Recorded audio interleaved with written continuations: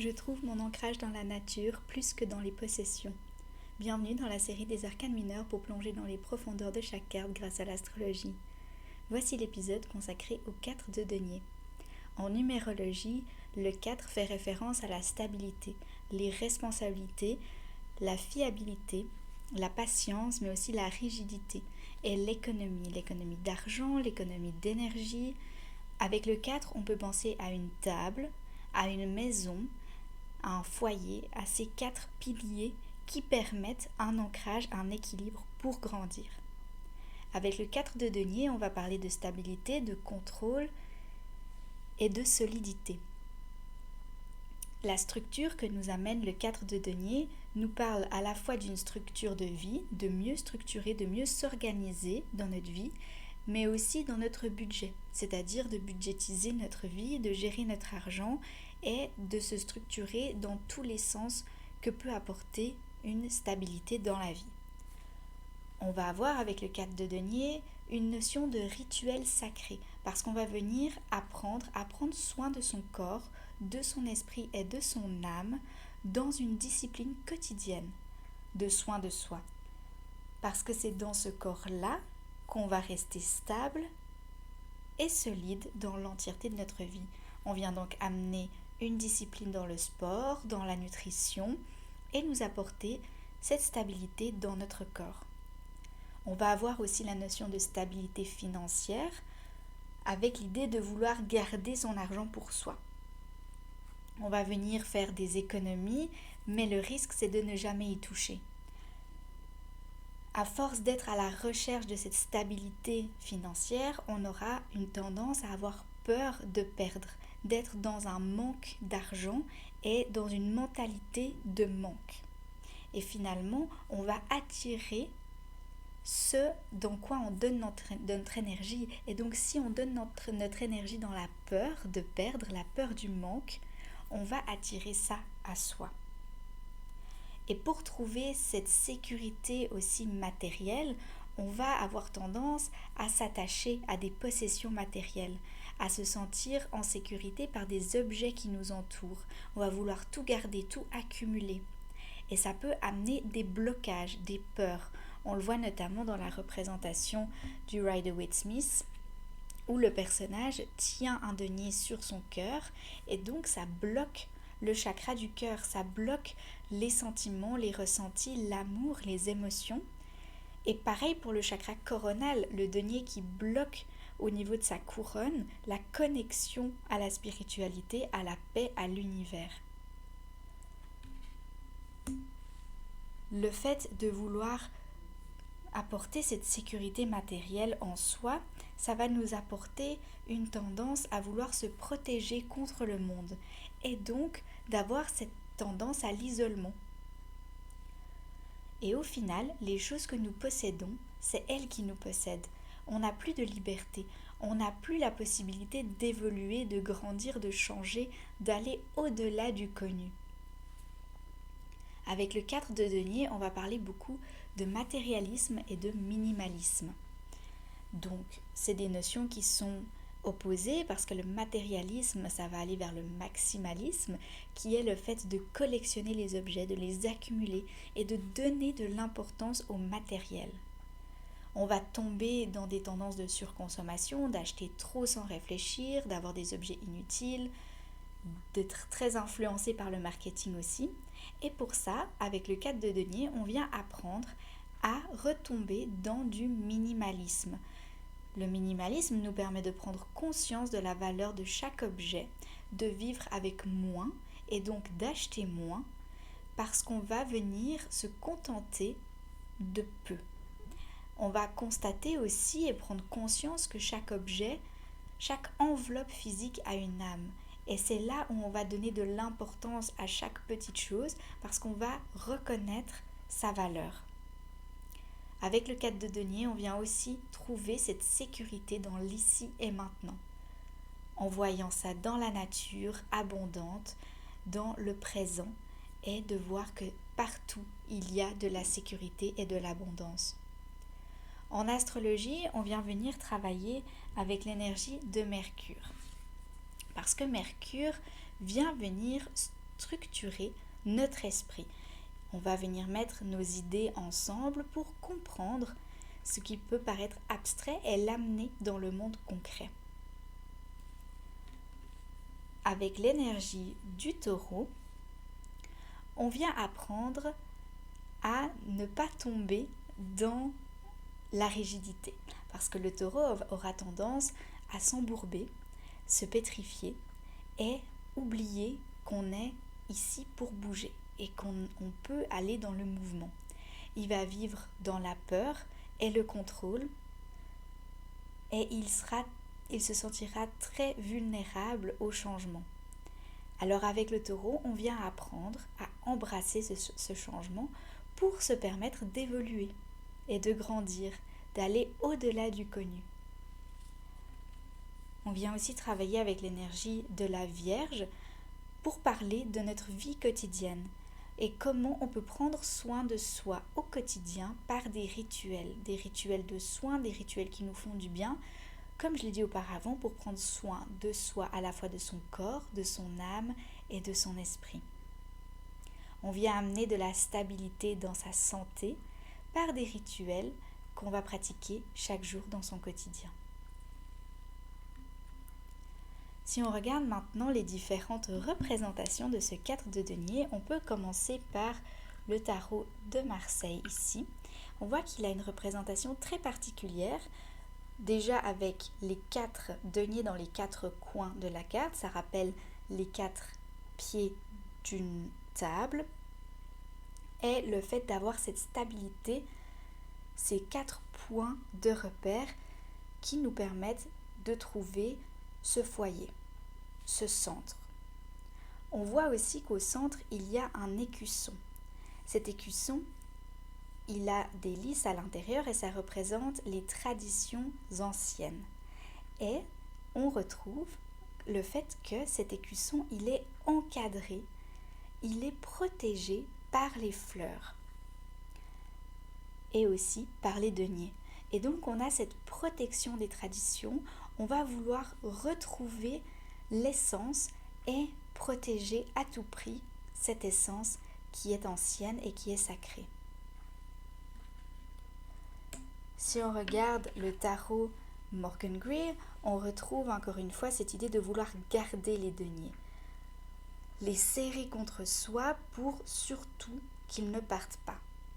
On retrouve une couronne de l'ego qui vient protéger cette idée de vouloir garder et ce denier sur la tête qui alourdit encore plus la personne et qui la garde dans cette position qui ne bouge pas.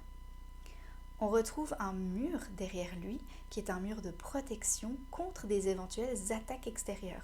Donc la personne là, elle est vraiment complètement bloquée dans son monde. Déjà, elle ne lâche pas ses deniers, donc elle a un mouvement impossible au niveau de son corps, mais aussi il n'y a pas de perspective vers le futur puisque son mur le bloque complètement. Si on regarde maintenant le tarot des rêves de Gaïa ici, on voit que le personnage essaye de tenir cette stabilité. Il va soutenir ses fondations à tout prix. Et on peut constater que le personnage est en souffrance. Il a des blessures, il est sur le point de craquer. Littéralement, il a le bras ouvert, ensanglanté, même sur son visage, il y a encore du sang. Et donc, cet effort qu'il fait pour soutenir ses fondations, soutenir cette maison qui est importante pour lui, cette stabilité matérielle, c'est sur le point de craquer. À tout moment, il peut lâcher et tout va s'effondrer. Et cette sécurité, cette stabilité matérielle, ça peut être le fait de se sentir chez soi ou d'avoir une sécurité financière. Mais ce qu'il ne faut pas oublier, c'est que le corps aussi est notre soutien. Et le corps aussi est nécessaire pour notre vie, pour simplement exister sur Terre. Et que c'est lui, notre première matérialité à soutenir. S'assurer qu'on est stable aussi dans notre corps et qu'il n'est pas sur le point de craquer. Avec le tarot Lilifère, ici, on voit encore une fois cette idée de protection de ressources. Alors on voit l'idée des deniers qui sont protégés avec des bras qui les entourent vraiment sans qu'ils puissent partir. Donc protection contre la foudre, contre la pluie, les intempéries. Et il y a aussi cette protection d'un nouvel être en son cœur. Donc est-ce que c'est un nouveau projet qu'il faut couver pour pouvoir donner naissance à quelque chose? Est-ce que c'est la famille, un enfant, un proche? Ou est-ce que c'est même un enfant intérieur qu'il faut protéger à tout prix? Avec le tarot Vision Quest, ici, on a le mot sécurité, dont on parle depuis le début, donc ça nous ramène à cette stabilité, la stabilité, la sécurité qui est inébranlable, un équilibre parfait et intouchable.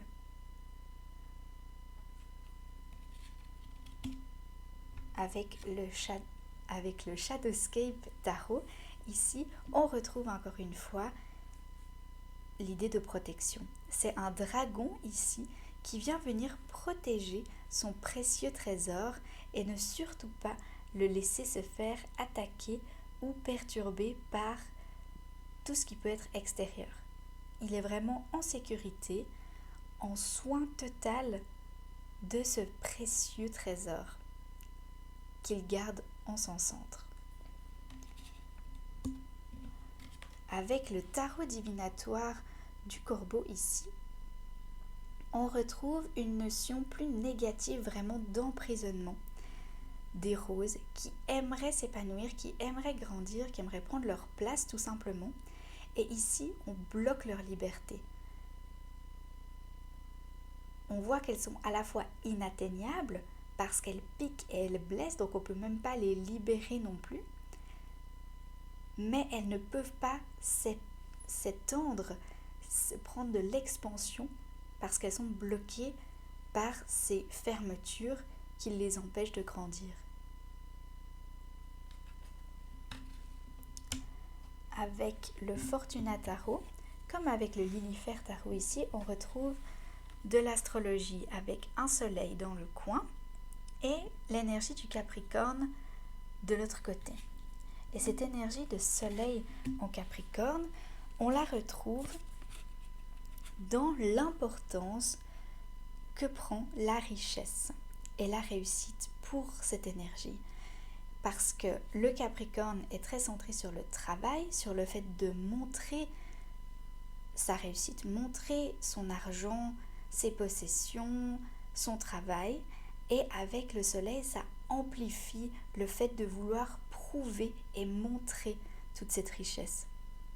Alors ça peut être tout simplement une énergie positive qui nous rappelle de se sentir bien et stable dans son métier, dans sa maison, avec son argent, qu'on se sent vraiment en sécurité, on se sent bien et on peut le montrer au monde. On est bien dans notre corps, bien dans notre stabilité, dans notre maison, dans notre foyer, et c'est comme ça qu'on se présente au monde. On se présente comme étant accompli. Avec le tarot alchimique, on a encore une fois cette vision de devoir enterrer l'argent, faire des économies très littéralement, de vouloir tout garder pour soi, ou peut-être pour plus tard, ou au cas où. Mais finalement, cet argent, cette énergie, elle est statique, elle ne bouge pas, elle ne circule pas, on ne la met pas en mouvement, elle est bloquée. Alors peut-être qu'il y a les meilleures raisons du monde de bloquer cet argent, peut-être qu'il y a une prochaine génération qui va pouvoir l'utiliser, peut-être qu'il y a des plans très importants pour garder cet argent de côté. Mais il y a des risques que cet argent déjà perde de la valeur, ne soit plus retrouvé, qu'on oublie où il est et qu'il reste vraiment bloqué sous terre, qu'il n'y a pas de mouvement de cette énergie. Avec le Rider-Waite-Smith, si on le reprend un petit peu, on voit déjà que les pieds sont bien à plat sur les deniers pour s'assurer qu'ils ne partent pas et que personne ne les vole. On voit aussi que la tête est haute, donc il garde la tête haute, mais c'est aussi pour ne pas faire tomber ce denier qui est sur la couronne. Il en serre un dans les bras pour ne pas laisser tomber cet argent, cette valeur. Et puis la ville, derrière lui, ça montre qu'il y a un certain attachement à un logement, une carrière stable et prospère. Si on regarde d'abord le New Vision ici, ça va nous montrer ce que le personnage avec ces 4 deniers, celui-ci, ça va nous montrer ce que lui est en train de voir. Donc on voit qu'il est très bloqué sur ses possessions, il va bien garder ça, mais que devant lui, qu'est-ce qui se passe? Il y a cette montagne. Finalement, il est statique avec son argent, il regarde droit devant lui, donc on peut se dire, bon, il y a peut-être une bonne raison de garder cet argent, peut-être qu'il a un avenir, une vision, mais en fait non, il voit rien. Devant lui, il y a une montagne, il y a un obstacle, il n'y a pas de vision globale, il n'y a pas de vision sur le long terme, il n'y a pas d'avenir dans cette position statique. Il ne peut pas rester comme ça statique et puis aller au-delà de la montagne pour aller voir qu'est-ce qui se passe derrière, quelles sont les possibilités. Pour ça, il faut bouger, amener du mouvement, oser monter sur la montagne, oser aller au-delà des difficultés pour voir qu'est-ce qui se passe après. Et pour ça, il faut lâcher certains deniers. En tous les cas, il faut se mettre en mouvement. Il ne peut pas rester comme ça statique parce que devant lui, il y a quelque chose qui doit être surmonté, ou en tout cas, la perspective d'avenir n'est pas présente ici. Et on le voit bien notamment avec le After Tarot. Donc il est très littéralement en train d'accueillir la mort. Donc s'il reste comme ça, dans sa position, qu'est-ce qui va se passer? C'est que la mort va arriver. De manière très littérale ici sur cette carte, c'est ce qui l'attend. Il est tellement statique qu'il se fait rattraper par le temps parce qu'il oublie de vivre. Et la mort, dans les arcanes majeures du tarot, elle représente le changement, le fait de devoir laisser quelque chose pour accueillir du nouveau, pour pouvoir prendre un nouveau départ, pour pouvoir oser être la personne qu'on est. Ici, la mort qui arrive, c'est la nécessité d'un changement. C'est qu'il n'y a pas le choix pour pouvoir continuer, pour pouvoir aller affronter cette montagne. Il est obligé de laisser certaines choses de côté. Et c'est ça, cette mort aussi, qui arrive vers lui. C'est un changement obligatoire. Même si ça ne lui plaît pas, même s'il essaie de l'éviter. Et de garder ses deniers. Il les a pris de sous ses pieds pour s'assurer de les garder avec lui pour son voyage.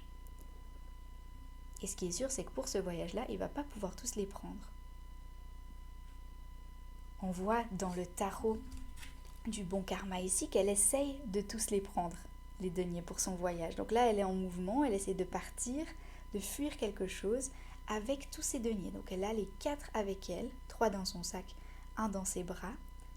Mais on ressent quand même beaucoup de peur sur son visage, la peur de perdre, la tension dans son corps.